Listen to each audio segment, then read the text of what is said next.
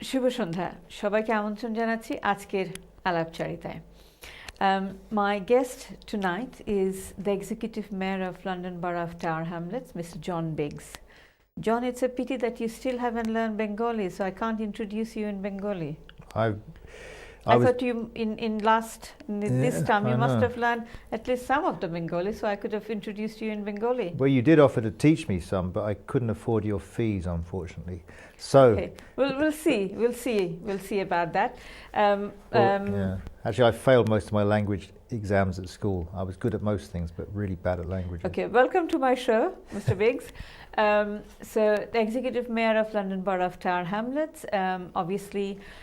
We have got the election upcoming, and at this point, I think it's a perfect time to invite Mr. Biggs to my show to have a bit of reflective journey to see how he has been doing since he has been in the council as an executive mayor in 2015.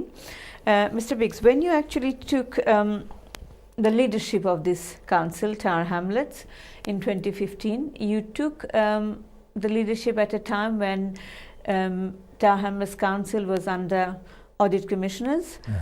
They're investigating malpractice, significant amount of fraudulent activities in the council. You took over at that time. You have managed to get rid of the audit commissioners. You have managed to, you claimed that you have fulfilled your commitments, your promises. We'll look into that, but in your own terms, how has been your journey since 2015? What were your achievements and what sort of challenges did you actually face so far? Well, we haven't totally got rid of the auditors or the commissioners. They're no longer physically there, but we still have to report to them and under scrutiny. And account for our behaviour, and we're under scrutiny by the government. And excuse me. And yes, when I was elected, obviously it was a very politically controversial time, and so the headlines were about the behaviour of my predecessor and the view that things had been managed very badly. Under the surface there, the council wasn't working very well either, and I think I didn't realise quite how bad some of the bits of the council were, so it's been a very long journey. Partly so do you regret? No. Okay. Regret what? No, I relish the challenge. This is... I love Tower Hamlets, and it's a great community to serve, and I think I was the right person to take over at that time, and I'm looking forward to another 4 years, subject to the voters. We have an election coming up soon, but no, I don't regret it at all. It's been a very exciting challenge, and I've really enjoyed every moment of it. But it's been very hard work because not only was it about sorting out the bad reputation of the borough, but it's also about sorting out the performance of the council, and there's still quite a lot more to be done there. Okay, so in terms of what would be the 5 main achievements that you would like to present to our viewers tonight? Okay, well, I suppose the first thing was we did get rid of the inspectors from the government, although we still have to write to them every 3 months. And we got ourselves out of the newspapers for the wrong reasons, so we got rid of the bad headlines about the borough. Second thing is we've made some real progress with building housing. And it's never enough, but we've had more homes built for rent in the borough in the past 2 years than there were in any recent years in Tower Hamlets. We've also, as part of that, worked on the affordability of housing. So the housing we're building is more affordable than it was under the previous mayor. We've looked very carefully at the finances. What else have we done? We've started turning around the quality of our services generally, and we provided a very strong focus on crime and antisocial behaviour, because when we talk to local residents, people like living in Tower Hamlets, but one of their biggest concerns is about crime and antisocial behaviour. And we can't solve that on our own, but we're spending a lot of money to try to make progress with it and make people feel safer. What were the challenges, apart from responding to the auditors? Well, the challenges were the behaviour, about sorting out the reputation of the borough. It was also about sorting out the budget problems. Now, the previous administration, the people who are still in the council, they're still in denial about this. They pretend there is some magic pile of money and we didn't need to make any hard decisions. But we had to save almost £60 million, and that's been quite tough. We managed to do it, we think, in the fairest way while protecting the vast majority of the frontline services. So that's been tough, because it's always great fun when you've got more money and you can spend more. It's always tough when you have to make hard decisions and make sure everyone's safe at the same time. What else has been tough? I suppose some of the bad headlines that hit you along the way. It's been tough actually recognising that the opposition members don't really want to recognise and accept the failure of their administration, because I think that's really important in terms of a lot of them want to be leaders and they are prominent people, and they need to learn from what's happened. Okay, so in terms of the Ofsted inspection, Yep. The rating or the grading was inadequate. So Yep. that means your administration have actually failed to protect the most vulnerable of your community, that is the children. So how would you respond to that? Well, we knew it wasn't good when I was elected. We didn't. It was bad, John, not good. It was really bad. Well, that's There were clear headlines that No. your administration have failed to protect the most vulnerable of the community. Well, we knew it wasn't good, and we didn't anticipate it being as bad as it turned out to be. And So doesn't that reflect on leadership? Well, I think what we inherited was a mess, and we are making it better. I think the real leadership is owning up to the fact that you have a mountain to climb, and then climbing that mountain, and that's what we're doing. We're putting about £15 million a year extra into children's services. The previous guys had stripped money out of it because they didn't think there were any votes in it, and there were children who were vulnerable, and we were left holding that problem. So where did you get the money? You just said that you were nearly reducing 60 million Okay, well, of the budget. No, we've had to put money in from our reserves, and then we have to make further savings in the main budget in order to balance our budget. That's the way it works. You have to spend money to keep our children safe, and we weren't spending enough. Okay, so let's move on to the next issue, that's being housing.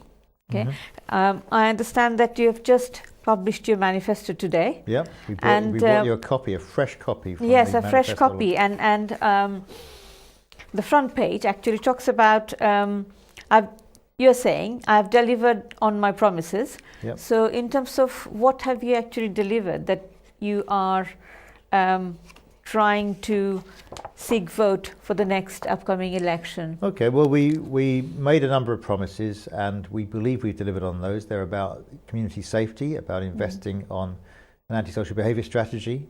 They are about supporting vulnerable people in the community, and we are doing that. You know, we started from a difficult position, but we are focusing very much on that. It's about building housing. It's about making sure the homes are more affordable. Okay. So in terms of the manifesto, you're saying that you promised to make 1,000 homes for the residents, and you have managed to build only 260 in last 5 years. That's not quite true. So that's what your figures are saying. Okay, so we built 260. And we have the pipeline of 1,000. We didn't say we'd deliver those within 3 years. I think you'd have to be fairly mad to say you could build that many in 3 years, because we have to find the land, we have to get the planning permission, we have to get the money in place, we have to get the builders, we have to get the architects and all of that stuff.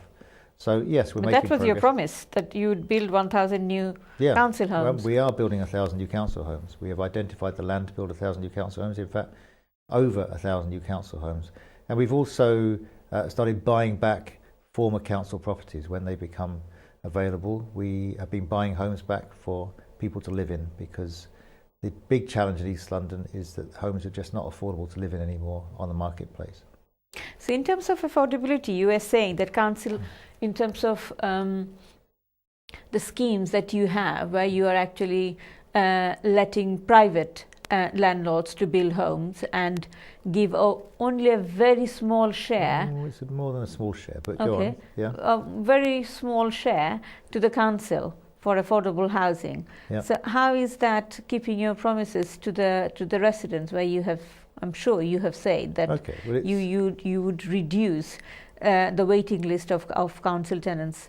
How much did you manage to reduce in terms of people on the waiting list for housing? I think it has gone down, but the point is that we need a government that has a different policy. If we're going to provide affordable homes for all the people who need them in Tower Hamlets, we need a very different government policy. We need the government to start putting investment into building homes for rent. You're quite right that the way it works at the moment, there is very little money, and so we use our planning policies. If someone builds 100 homes, we can get about 30 of them affordable. So that's not a very small amount. That's still almost a third of the property, between a quarter and a third of the proproperties. But considering the amount of people on the waiting list for such a long time, well, okay. Well, if it's that private, doesn't sound very promising, is it? Well, that's what you have to do in the current marketplace. If we can find money to buy land and build places ourselves, if we're allowed to borrow money to build homes, we could build a lot more. But do you have any land? We do have some land. It's mainly on housing estates. There are one or two other sites. There have been buildings which we no longer need, which we can demolish and make land available. But you're quite right, it's difficult to build lots more homes on our land because a lot of the land has gone. It was taken by the LDDC or sold off by other people. It's been built on already. But we are looking at little sites across the borough, and we think we've found the land for the first 1,000, and we've got beyond 1,000 in terms of identifying the land. We can get up to 2,000. And then it gets difficult because we are running out of land that belongs to the council. So we can do this. It's demanding. We've unlocked the money to do it as well. And we talk about affordable housing. So the previous mayor built a couple of schemes which are sort of council housing, but they were built under what's called a private finance initiative, and the rents are massively higher than council rents. And people come to us because they just cannot afford to live in those properties. And so what we're doing is making the homes more affordable. It is a big challenge though, and without a government, obviously I'd argue for a Labour government who's prepared to invest in housing, we're going to have a struggle to meet all the needs of people. What's happening with housing in the East End of London is a tragedy for many, many people because people are being squeezed out of the area. They cannot afford to live there. They have to look somewhere else. People who are in priority, people with families with kids or people who are vulnerable, they are our responsibility as a council. We find homes for them, and we want to find homes for everyone. We need a change of government, but we will do more and better than the previous administration. So why would people vote for you and not for the Conservative mayor candidate? Because if what you're saying is that unless there's a change of government, which we do not seem to have at the moment, so why would people not vote for a Conservative mayor? Well, it's because the Conservatives don't really believe in building significant amounts of affordable housing. They're quite happy for the marketplace to take the strain. I think most of your viewers would recognise that the Conservatives, they are a perfectly legitimate political party, but they are the pro-business party. I'm not anti-business, but I also need to look after people who are vulnerable and need support from us. But where do we see that the vulnerable people of Tower Hamlets are being supported or benefited from your administration? In a whole number of ways. So we are building more affordable homes than were being built before. We're making sure that only 260. No. You promised 1,000. Okay, we are building 1,000, and we are progressing with those. But every year since I've become mayor, we have had over 1,000 affordable homes. If you include the housing, how much did you reduce the waiting list? If you include the housing association, how much did you? I can't give you that exact figure. Okay. I think the waiting list will never disappear totally. No, not disappear, but has there been a significant reduction? I think there has been a reduction. Well, it's a how long is a piece of string argument in a way, because it depends on who you define as being on your waiting list. We haven't changed the rules for the waiting list. The waiting list has gone down by a small amount, but the demand for housing in the East End of London is massive. Okay, so let's move on. It sounds like that we are not moving much in terms of the housing issue, because we're making massive progress. No, we have built over 1,000. Well, developers have built over 1,000 homes, which we have obtained through housing associations. But how many would a council get for affordable housing if they're building 1,000 homes? How many would you get out of that? 30? Well, no, every year developers are building about 4,000 homes at present. And how much? And so how many? So we get slightly over 1,000 homes out of that, which are affordable in one form or another. So considering the amount of people waiting in the housing list, 1,000 homes, is that? Yeah, well, 1,000 homes is 1,000 more than no homes, isn't it? And, but is that a significant it is a significant shift? amount. Okay, we have 18,000 families on the waiting list. We have 2,000 families in temporary accommodation because they're homeless. So that's a lot of people waiting for homes, but 1,000 homes is a significant amount of that. At present, and this is not unusual in London, a family on the waiting list will have to wait about 7 years for a home. For every home that we can build, it makes life a little easier for someone on that waiting list. Yeah, by then their family members would increase even further. It is a tragedy. Or reduce. Well, yes. People's lives do change, and it's very painful. Now, I cannot solve that alone. And anyone who comes into your studio and pretends that they can build thousands and thousands of homes and solve the housing crisis is living in a fantasy world. They can't do that without a fundamental change to the government. I'm a very hard man. I'm gonna get the best possible deal for local residents, and that's what I'm there for. But we can't achieve the impossible without a change of government. But we can make progress. So that's the point. We're making progress. We're helping people. You ask about other ways we're helping people. Another way we're helping people is through our work to get people in skills and employment, because another way people can help themselves is by getting into the workforce, whether it's young people who are coming out of college or school and need an apprenticeship and to get into work. We're making real progress on that. Or whether it's older people whose old job has disappeared maybe, or who are no longer able to do the job they were doing. We're working to get people into the workforce. So are we seeing any difference in terms of the PPP, the public-private partnership, where, lots of initiatives that we can see within, Canary Wharf and that higher part of Tower Hamlets? How much or how many apprenticeship are, Tower Hamlets young people getting, or people again, from ethnic minority background are getting that access? Oh yeah, well roughly 70% of our young people are from a black minority ethnic background, and so they will be roughly 70% or more of those getting apprenticeships or getting into work, and we are achieving real progress with that. Every year there are hundreds of people in the local community, young people who get into jobs in places like Canary Wharf and elsewhere. So how much control or how much authority do you have in terms of council, in terms of ensuring that all these businesses give employment opportunity for the local residents? Okay, well, we have a duty to form the relationships that help them to do that. Clearly, local businesses who make a profit are not there to act as a charity to help anyone, but they will help people where it's in their self-interest. So we need to make sure that people have the confidence and the skills to get into employment. Is there a quota? Is there a quota in terms of how many? No, there isn't. There's no. How many local residents they have to employ? There is no quota in the United Kingdom for how many local residents there should be. But when we talk to local employers, they want to have people who can get to work on time. They want to have a workforce that's representative, and we're not interested in talking to employers who don't want to represent the local community. So you speak to people at Canary Wharf or in the city fringe or in other parts of the borough, and people want to employ people who are part of our community. Most business people are not, they may be interested in making a profit, but they're not totally selfish people who are only out for themselves. They have families and they have an interest in being successful. And if they are a business that trades, then they need to be treated, they need to treat people with respect, otherwise they won't be treated with respect. Why can't we negotiate for a quota system? But I think there especially, when you've got a big black and ethnic minority community living in your council. Well, when you give a planning permission for a new development, you can have quotas in terms of construction skilled jobs, and we certainly do that. If a new employer is moving into the borough, I'd like to get into a position where if a new employer moves into the borough, we talk to them and they commit themselves to a number of apprenticeships.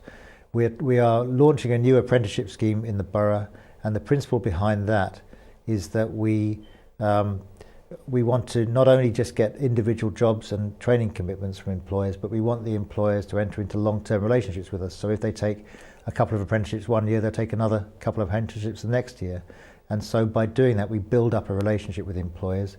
They learn that providing local people for working in their company is a good thing for them. And in return, we make sure that local people are ready to go to work with them. So I think it's about building relationships and about making real progress in cracking this. There's no magic wand answer. It's about hard work, working with my cabinet members, working with local businesses, working with excellent council officers, and working with businesses who want to make a difference. And by doing that, we can open those doors. I think problem in the past was that businesses felt they were just being slapped in the face by the local council and not taken seriously. So we go down there, we talk to them, we build relationships, we ask them what they need, and we respond to that. If they say the last time you sent people to us they weren't quite ready, we say, well, what do you need us to do? And we talk to them, and we'll talk to the young people or the older people about what they might need. We've been very successful in trying to get women into the workforce as well, and increasingly people need to have an income, particularly with the benefit changes and the pressures on life. And so we do some real basic stuff, whether it's ESOL training for women whose English language isn't fantastic, or whether it's other basic skills. We've got a number of initiatives, for example, to get people into childcare employment, but also to help people get on that ladder so they can raise their skills levels. You talked about building relationships with business community. Is it only the high-flying business community in Canary Wharf, or No. general business community? Having a small shops in Brick Lane or some part of Tower Hamlets. Well, it's across the whole board, and you're absolutely right. I think that's a very powerful and important point because, we sit at home, watch our tellies, and we might get carried away with the fact that we could all do high-flying finance jobs, but we all have different stages in our lives, and we need to get wherever we can. I think for many people, that first bit of experience is the important thing, and helping them to get that is pretty vital.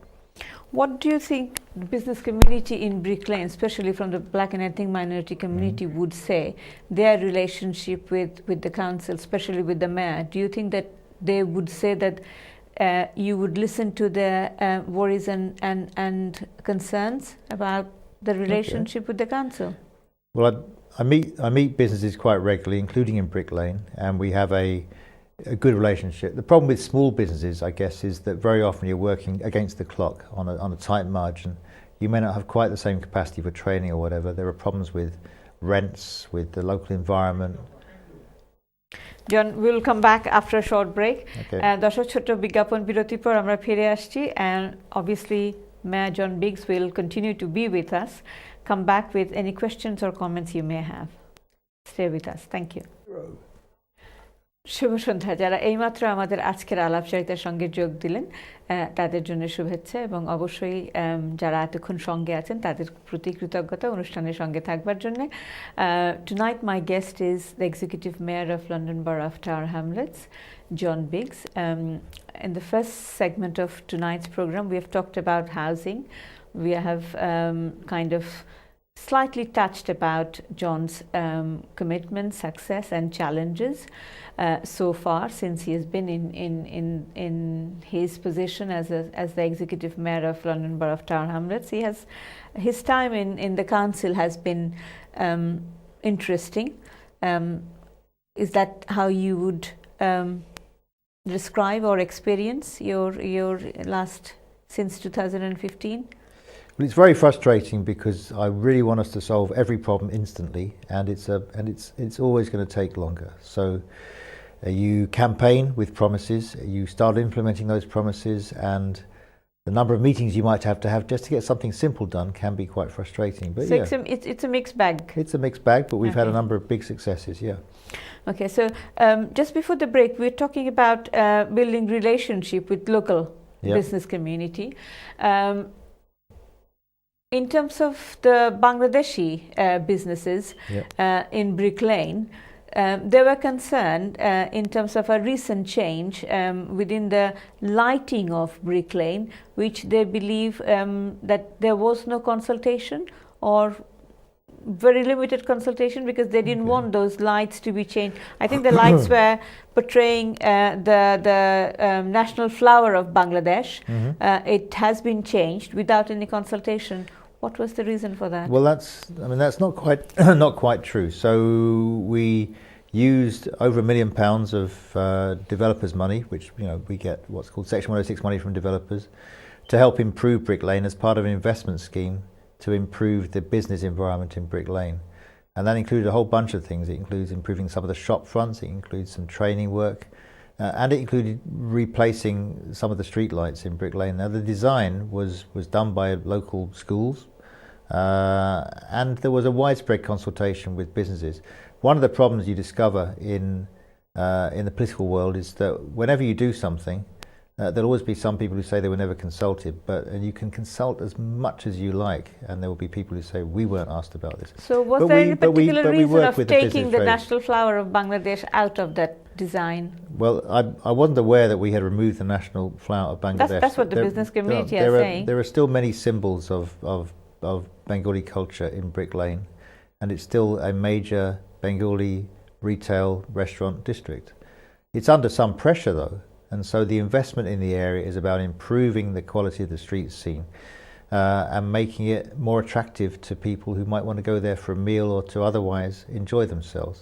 So we're working with the businesses. The main ingredient has got to be about business improving the offer and attracting more people into their restaurants, because the world doesn't stand still, but we're using money to improve the quality of the environment in Brick Lane to make it more attractive to people. I mean, most of the people who will go looking for a meal in Brick Lane. I'm not going to examine the lampposts in minute detail, but it does have a strong South Asian cultural feel to it, the street does, because of the nature of the restaurants, and I think the street furniture is sympathetic with that. There has been some unhappiness expressed by a smaller group of people, but it's not as if the whole business community has risen up and said we've got it wrong. There's been quite a detailed consultation involving my cabinet member and involving working with the traders. Okay, so in terms of the rates, Yep. the business rates of Brick Lane, it's on the increase, or it's on the kind of going up and up and up. That's making especially the small businesses quite difficult to actually remain in Brick Lane. Has there been any initiative to support this particular small business community? So there are two answers to this. The first is that the business rates are set by the national government, and so we simply collect them. And what I really want us to do, and I speak to other council leaders in London about this, is have the power to set our own business rates. And if we could do that, then we would encourage small businesses to start up and survive by reducing the business rates that they pay. But we don't yet have that power. We're slowly moving towards that with the government. The government has given us some greater freedom, but not a lot. And there is a reduction scheme which is funded by the government, and we have designed one which is designed to support small businesses. The second part of the answer is, in the end, we need our businesses to be more profitable. So what we want to do is work with businesses to improve their success as businesses. So they need to greater profits so that they can afford to pay the higher charges. London is getting more expensive, and we spent the first part of this programme talking about rents for residential accommodation. Exactly the same problem for retail or commercial accommodation. The rents are going up and up and up. So to pay those rents, you have to have more income coming in. And so we need to raise the game. Now, I mean, the good news is we're talking about the Bengali community in particular in this programme, and there is a massive entrepreneurial energy within the community, and lots of people set up businesses. And as is always the case, not everyone succeeds at the first attempt, but people try and they try again, and there's massive success in the community in doing that. So part of our job is to help businesses to have the confidence and the skills and support to make a success of their business ideas. And if that happens, then this becomes, the question of the business rates is an important detail, but it's a detail which they can survive with. But at the same time, a large number of Black and ethnic minority community residents of Tower Hamlets are moving out because they can't afford the rent, as you said. Isn't it? Yeah, and there is a problem for all businesses. I wouldn't say it's a problem specifically for Black minority ethnic businesses. It's a problem for all businesses in the East Yeah, but End. the struggles are higher. Struggles are more tougher. Well, they can be, yeah. And because of the nature of Tower Hamlets, a lot of the business startups, because of the nature of the community, a lot of the business startups are from the Black minority ethnic communities, and particularly from the Bengali community. But there are many successes, and so I don't want people to watch this program and think that everything is doomed, because there are a lot of people who are doing successfully, and we want to help other people to be successful as well. But just as there's a problem with the household rents, so the commercial rents are going up. I've had people come to see me from all different communities about the railway arches in Bethnal Green, for example, which have always provided cheap accommodation for small businesses, and Network Rail have been rising the rents massively, and they have forced people out of business. And I'm very frustrated with that, because we don't control Network Rail. We tell Network Rail that if they're not careful, they're just going to end up with empty accommodation, but they are pushing the rents up, and it will change the area. So we need to make sure our businesses are successful in that climate. So is there any initiative to support these small businesses Yep. who are soon going to be out of business? Well, a lot of them will survive. So there's some very successful businesses. There are retail businesses. There are restaurant businesses which are successful. There are people moving into commercial areas as well.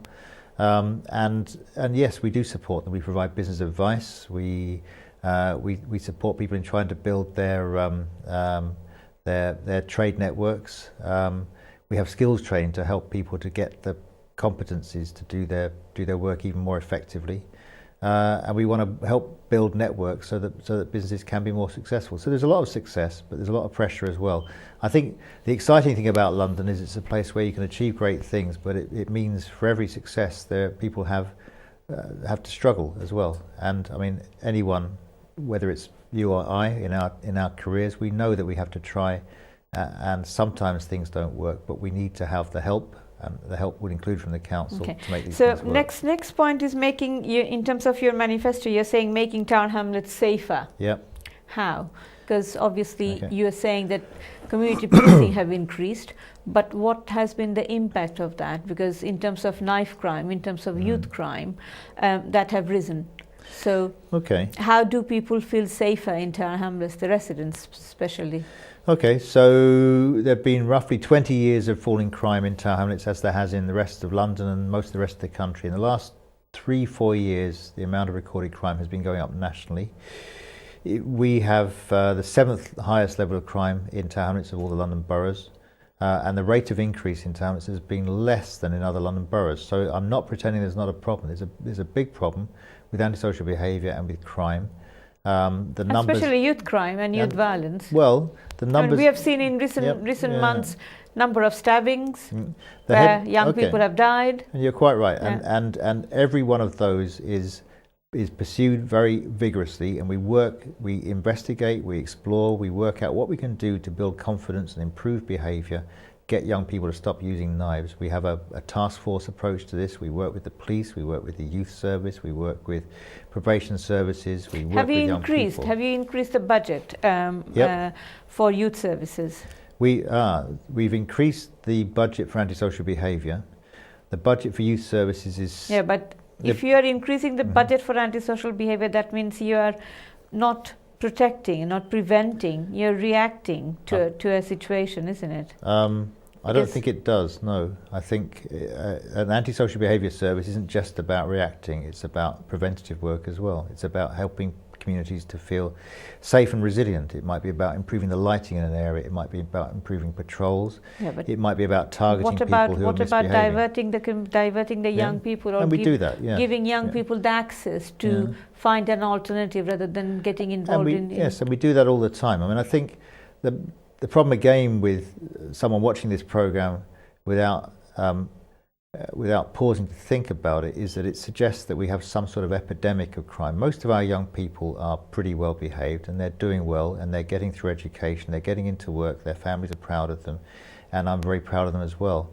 There's a problem with a minority of young people who get led astray. There's a gang culture, and we're working with the police and with the rapid response teams to deal with that. There's a big drug culture issue where people are lured into those networks as well, and we're working across the board to address some of those things. It goes back to the point you made earlier about our children's social services, where yes, we had a... Just sorry to interrupt. So against that backdrop, John, what we also see is families living in an overcrowded accommodation. So predominantly boys don't have enough room or enough space within their household to spend time, so they're spending time downstairs, down at the foyer or in the neighborhood, not doing much because the youth services have been cut. There are drugs, there are violence, there are gang culture, and not enough facilities to spend time. That's a terrible, terrible picture you're painting. And that's the reality as well, isn't it? I don't think it is the reality, no. I think most of our young people have got purposeful lives, and they're getting on with their friends, their networks, with working, with thinking about the future, and they have a very positive future. I think the picture you're painting is a very negative picture. It doesn't represent life for the majority of our young people in Tower Hamlets. Now, if I'm a parent, and I'm a parent, but I would worry about my children being safe on the streets and the fear of crime. And I think the fear of crime is quite great as well. And I worry about those sort of grotty areas where there is drug dealing, where there's antisocial behaviour. I'd worry about young people being tempted into gang cultures. And we're working all of those things, but this is a problem across the whole of London, and we are making solid progress with that. But we have an awful lot more still to do. Obviously, I'm sure that's a more of a problem for London rather than Tower Hamlets. I'd like to challenge something else you said about the youth service, which is that every single local authority in the country has made savings on its youth service budget. So there have been cuts in the budgets, but we now have as many young people going through our youth service as we had when I became mayor. We've had to rebuild. So have you actually increased the budget? No, we haven't increased the budget because it's impossible in a climate where there's a £58 million saving to be made to increase the budget.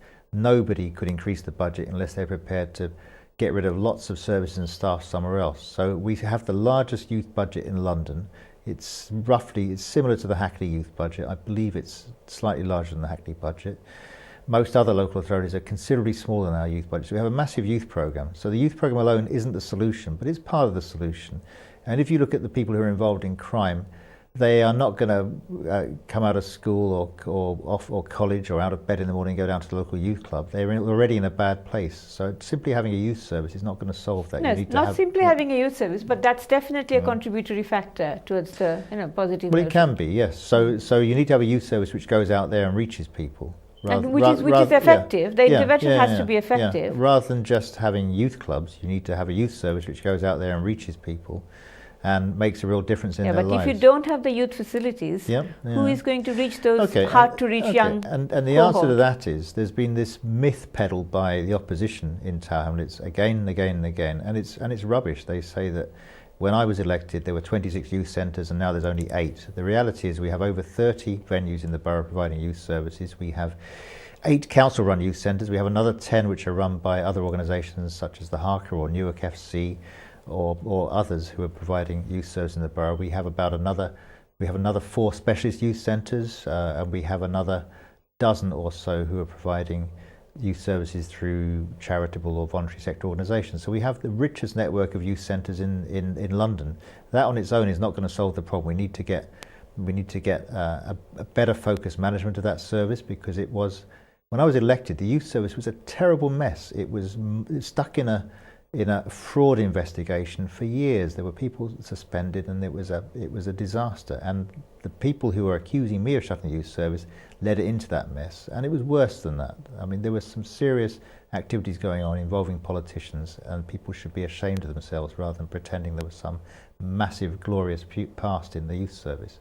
We're going to build a good youth service. We're going to give a positive future to young people, and I'm determined to do that. That's why I'm there. Okay, continue. Yeah. So you're going to change those. Yeah. You're going to address those. So have you actually managed to address some of those allegations, those fraudulent activities going on? Well, we have finally finished all of the disciplinary matters and the investigations into the youth service which we inherited. It took a long, long time. We have relaunched the youth service the other week. We have some excellent centres. We have some brilliant staff. And we have wonderful young people who are using our services. So it's a relaunched service, and it's reaching as many young people as it did before. It's reaching more girls than it did before, because youth service was very focused on young men in those days. And we're going to go from strength to strength with our youth service. It's also going back to partnerships, about partnerships with the schools. It's about making sure that our social services are involved when they need to be. It's about sitting down with the police and getting those relationships in the right place. It's about buying extra police officers, which we have done, which means that we can call the shots in terms of how we deploy police and other people to make things happen. You know, it's about a whole comprehensive exercise to help to address these problems. But the drug problem in our city is pretty bad, and John Biggs, or even 3 John Biggses or 4 John Biggses, couldn't solve it on their own. It needs a multi-agency approach, and that's what we're doing. And surely that also requires involvement from the community and from the family, from the parents. It does. So it absolutely. How much relationship building work is being undergoing in relation to involving the parents, involving the mosques, involving the local community? So I have an excellent lead member in the shape of Atn Bangla, who's my cabinet member for community safety, and she does a lot of work across the community. My deputy mayor, Siraj Islam, does work with faith communities. We work across the board on hate crime initiatives, on the acid attack initiative, on knife crime initiatives. We're working across a whole range of initiatives to try to tackle stuff. And recently, there's been a big sweep with the police on drug networks, and we need to keep working at that. The solution to this is going to take time, and it requires detailed work, identifying people who are at risk, treating them, taking them out of bad situations, working with the police, building stronger partnerships, disrupting the drug networks, a whole bunch of things to help make lives better for people. Good to hear. So in terms of challenges, how would you assess the risks of extremisms that young people of Tower Hamlets have been exposed to? The approach we take to extremism, and this has been happening for some years now, so it's not just down to John Biggs, is that young people's vulnerability to extremism is very much about grooming. It's about people who are vulnerable being taken into the confidence of people who have particular ideas and will try to lead them in a direction that's not really going to help them at all. So it's about us understanding those networks, making sure we spot good community leaders, working with our faith communities, building confidence across the board. And it is a big risk, obviously. But you have a children's services Yep. graded as inadequate, failing the most vulnerable. Well, okay. Since that happened, we've been investing in our children's services. We've been getting new management in place. I've made some pretty tough changes in the way in which it works, some of which caused unhappiness for people who are affected by that. We're recruiting new social workers. It's a very difficult climate to get social workers, not just Tower Hamlets, but nationally it's a big problem. And we are working. I met yesterday with the team who deal with children who might go missing, which is quite a complicated issue. But at its root, it's about safeguarding, making sure young people. That are involves safe. CSE as well, Yep. child sexual exploitation. Yeah, sexual exploitation. It's a gang work. It's about the drug networks taking people out of their home borough and getting them into business elsewhere, and it's a terrible thing. At any one time, there'll be a small number of young people in a borough who are vulnerable to that, and we need to target them and the people who are exploiting them. And all these things fit together. So if you go back again, you asked about extremism. Same is true with drugs, actually. If I'm a drug dealer, then one of the ways that I might work is by getting young people into my confidence and using them. Okay, John, we'll have to come back after a short break. দর্শক ছোট্ট বিজ্ঞাপন বিরতির পর ফিরে আসছি, আমাদের সঙ্গে থাকুন। যারা এইমাত্র আজকের আলাপ চারিতার সঙ্গে যোগ দিলেন তারা নিশ্চয়ই ইতিমধ্যে এখন পর্যন্ত জানেননি যে আজকে আমাদের অতিথিকে, আর যারা এতক্ষণ আমাদের সঙ্গে আছেন তারা নিশ্চয়ই শেষ পর্বে লন্ডন বরো অফ টাওয়ার হ্যামলেটসের এক্সিকিউটিভ মেয়র জন বিগস আরও কী প্রশ্নের সম্মুখীন হবেন সেটাই ভাবছেন। My tonight's guest is Executive Mayor of London Borough of Tower Hamlets, Mr. John Biggs. John, before we went for the short break, we were talking about issues in relation to the challenges you had since you have taken over. You talked about your frustration. At the same time, you talked about the achievement and the pleasure you have, been getting since being the mayor, and lots of positive things you have been doing for the council and for the residents of the borough. I would now like to move on to an issue where in recent times you were accused of not acting properly or effectively in relation to a 2 million bribery claim in relation to one of the Tower Hamlets property in Isle of Dogs. What would you say about that? Well, I can't say a lot because it was properly reported to the police and it remains with the police as a potential criminal investigation. A number of things have been reported in the national newspapers, and what essentially happened was that a developer approached me. They told me that a third party who wasn't a councillor had offered to secure planning permission for a sum of money, allegedly. It was their duty to raise this with the police because they had been asked, so they said, to pay a bribe. I then immediately reported this to my senior officers, and it's in the nature because there was a suggestion that there might be some councillor involvement in this. Not just Labour councillor, by the way, or not even any particular political party. And so it was sent off then to our monitoring officer, our legal officers.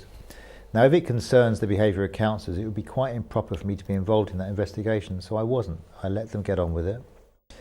And they did get on with it, and they had it investigated by forensic auditors, and they then referred it to the police. So everything I did was the right thing. People have said, for example, I should have told everyone. Now, if someone makes a suggestion of a criminal investigation, you don't exactly go to the newspapers and tell people about that. And so I did the right thing. But doesn't that reflect negatively on your leadership? In what way? That again another fraudulent activities within the council? Well, I'm not aware there is a fraudulent activity within the council. I mean, the person who allegedly did these things was presented as being a Labour activist, but the last time I saw him doing anything political, he was acting as an activist for one of the independent parties. So he's not exactly a hardcore Labour activist. He was working with one of the independent candidates to be the mayor, who has since then, I think, pretended that they had no association with him. So he was, as far as I could see, a fairly self-interested businessman. There's nothing wrong with that. If you're a business person, you want to get on with your business, who had used his connections. But as I said, the matter is in front of the police. I don't have any evidence whatsoever that any councillor within Tower Hamlets has acted improperly in relation to this. All we have are innuendos and smears and suggestions. And of course, there's an election coming. And so what will happen is people will try and throw mud, and they will say, John Biggs didn't do this, John Biggs didn't do that. But I did exactly the right things. And if I was asked to do it all over again, I would do exactly the right things again, exactly the same things, because I reported it properly and then I kept out of the way of an investigation. The English Parliament has created a monitoring regime for local councillors, and that is independent of the councillors. If I as the mayor could tell people, to find one councillor guilty of something, another one innocent of something, that would be a banana republic. I don't work like that. We get our lawyers involved. It's investigated independently. It goes to the police. The biggest problem, though, I apologise, is it's referred to the police about 18 months ago, and as far as I can tell, they've done nothing. I grew up in a country where we're proud of our police service, and they do a lot of very good work. The local police, I have great confidence, but this was sent off to Scotland Yard, and they seem to have sat on this for about 18 months. And the consequence of that is to raise question marks about the conduct of our politics in the East End.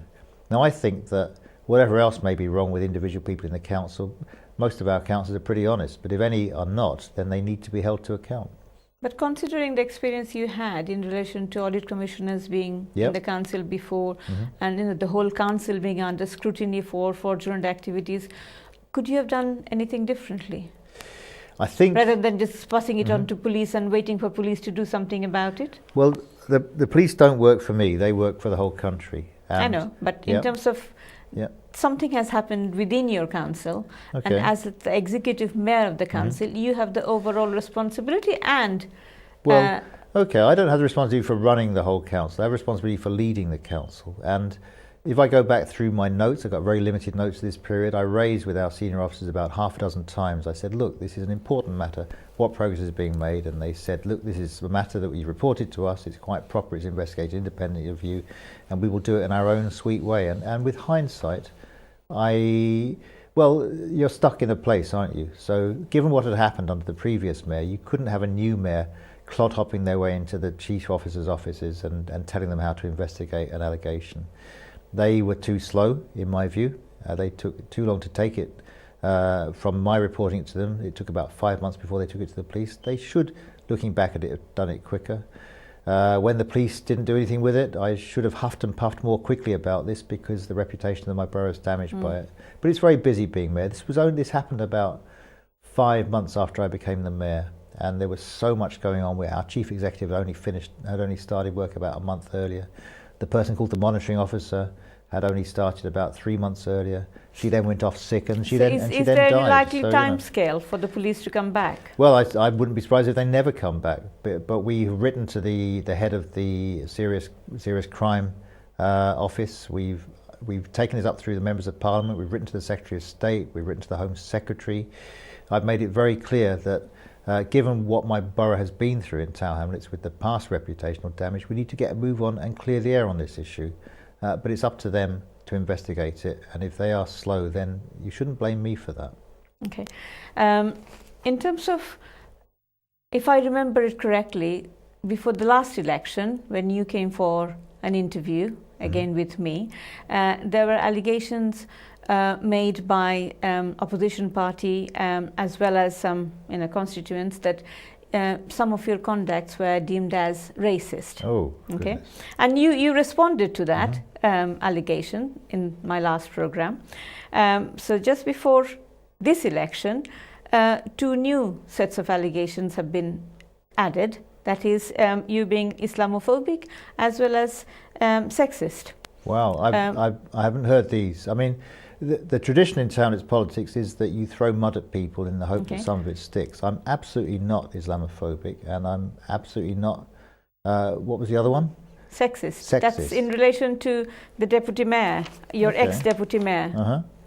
So what would be your comments about that? Well, I think you'd have to ask her if she really thought that was the case. And the history of what happened there was that Sharia, my ex-deputy mayor, was a good colleague of mine. I did try to contact her, but I wasn't able to. But she did good work in the cabinet, and in particular, she was responsible for particular work. And I decided that and I'm the executive mayor after all, so I'm the guy who gets blamed, which is what you're doing, you know. So I decided that I'm just trying to be fair. No, you are. So I decided that I wanted her to move to another position. In my view, and in the view of many other people, the position I wanted her to move to was a high status position, and she would remain the deputy mayor. She declined to do that, and then she made what, in my view, were totally unfounded allegations, and it was quite outrageous. It was quite shocking, and I was so very upset. So what would you say about these allegations? About, obviously that's something, you know, the process you have described, that's an internal process for the council, but in terms of the allegations of Islamophobia and sexism, well, you can just throw words around. I don't have any evidence whatsoever made to me that I have ever enacted in that fashion. I'm extraordinarily respectful. I grew up in a strongly Christian family. So the comments that were made by... You throw an allegation at me. I grew up in a strongly Christian family. I'm not particularly active in any particular faith at the moment, but I'm very respectful of faith. I grew up to be respectful. I got the values very much from my mum. My dad wasn't around, and my mother was a very actively Christian woman. It's the first anniversary of her passing away tomorrow, and so I've been thinking a lot about her and about the values that she gave to me as a child, and they're the values I have now, which are about respect, about respecting different faiths, about respecting different cultures, and about respecting people as individuals for what they can contribute. And that's, I think, why when I walk around the streets of Tower Hamlets, when I meet people, I'm treated with some respect, because people know that I'm on the same level. I'm an ordinary guy from a very modest background who is there to serve the people of Tower Hamlets, and it's not. How would you define your relationship with female Bangladeshi colleagues in terms of councillors? I think it's pretty good. It's a professional relationship. I don't think there's anything inappropriate in the relationships. I think it's good. I mean, of course, the vast majority of female Bengali councillors, Bangladeshi councillors, are Labour councillors. There's only one other councillor of Bengali origin who's female, who's not a Labour councillor, and I have a good relationship. I have mentored and supported councillors down the years, and I'm very keen to do that. I'm a father. I have one daughter. I'm very energised about the rights and status and attainment and respect for women in our community. It's absolutely fundamental to my politics, and I do really resent people just throwing mud at people. I mean, you know, there are things I could pretend to make up about others, but I have never practiced that politics. It's disgusting politics, and people who do it should be ashamed of themselves. If they can't win arguments, then they should go and do something else for a living. Okay. I promise I will give you the opportunity to talk about your manifesto, but just before we've been examining that all evening. I don't need any particular time to do it. No, I'll do give you some dedicated time to talk about that, but just before we move on to that, one final tricky question, that is, what sort of democratic process do you actually follow when you select or go through the process of selecting councillors, prospective councillors in your cabinet? Because there are in the cabinet. Within your cabinet, in terms, and because again concerns have been raised in terms of how democratic or how open you are to accept challenges from Bangladeshi councillors when they challenge your decisions or anything of that nature. I don't have any. I can't remember any occasion where so I'm an executive mayor, whether we like it or not. You have got the final decision, but how democratic is that process of other people challenging your decision?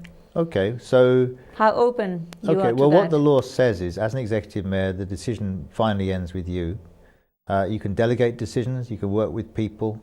In my view, the council was deeply dysfunctional, and I needed to hold it pretty firmly. And now we are relaxing that, and as members develop their understanding of roles, then they're taking on a greater responsibility. I mean, you can't have it both ways. One of the problems of being executive mayor is that you have quite a lot of power, but when you walk down the street, people say to you, they point at you and they say, "You're the mayor, why don't you sort that out?" So you can't then let go of everything and say, "Well, it's not my problem, I've asked my cabinet members to get on with it, you should ask them."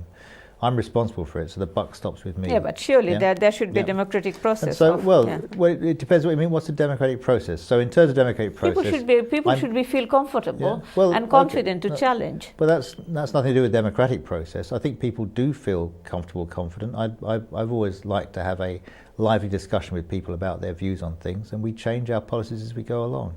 We change our positions as we go along in the light of what people have done. If I try to do everything myself, I go completely mad, you know. So we have powerful cabinet members who get stuff done. Sometimes if people disagree and I make the final decision, they may say I'm not democratic, but that doesn't mean that I'm not listening.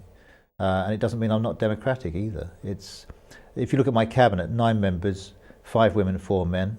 The diversity of the cabinet, it's about 50-50.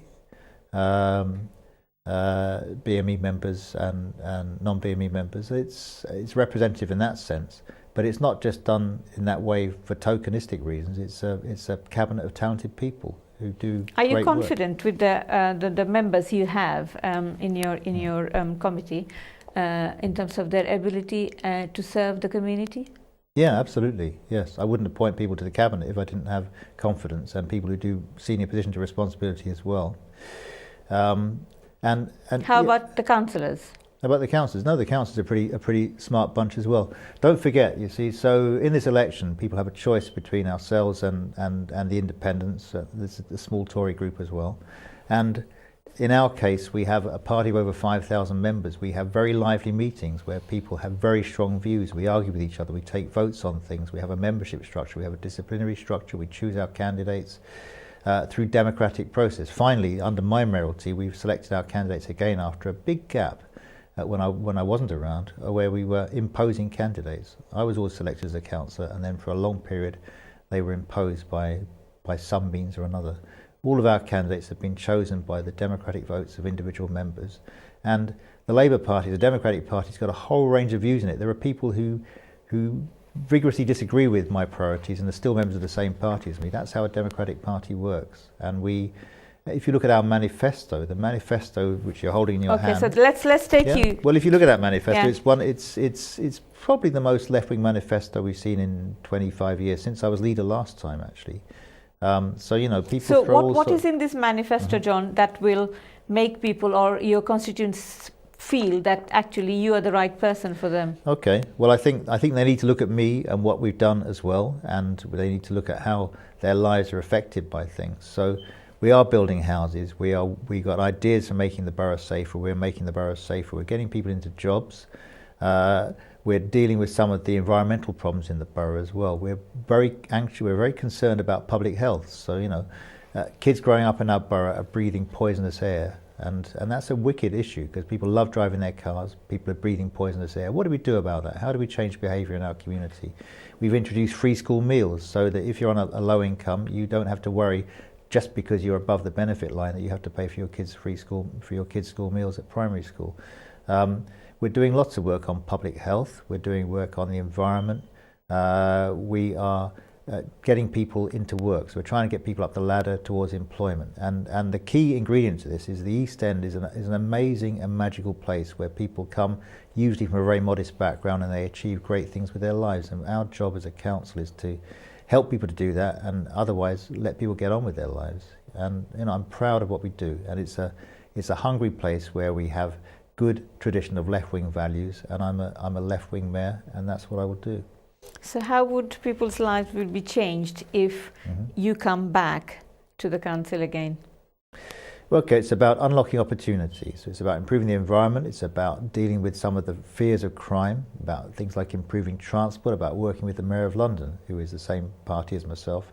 But more to the point, it's about mainstream politics. So if we're talking, as we are on this programme, predominantly to a Bengali audience, people aren't in the UK to be a separate community. People are here to be part of the mainstream, but with a separate identity. So there's a proud, strong culture, which I greatly respect. But there's an opportunity for you to do well, to get progress in business, in employment, in academia, and people are doing that. So I'm really proud to be the Mayor of Town. It's at a really exciting time where we're opening doors for people. And just in case you think this is the mayor boasting he's doing all this, it's basically about unlocking the power and the passion in people's own hearts, and that's how the East End's always worked, and the role of a mayor is to help that to happen.